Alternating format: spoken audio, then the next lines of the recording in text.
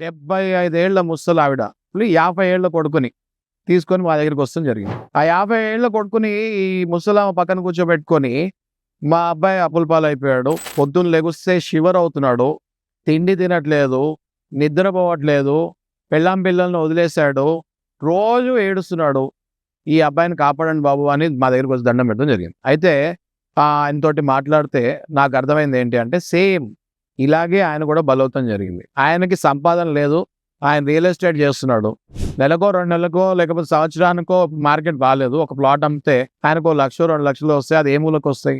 అలాంటి వాడికి కూడా వీళ్ళు బ్యాంకులో ఉన్న కొన్ని ఏజెంట్లు వీళ్ళ దగ్గర కమిషన్లు తీసుకొని వీళ్ళకి లోన్లు ఇచ్చి 40 లక్షలు లోన్ ఇస్తాం జరిగింది.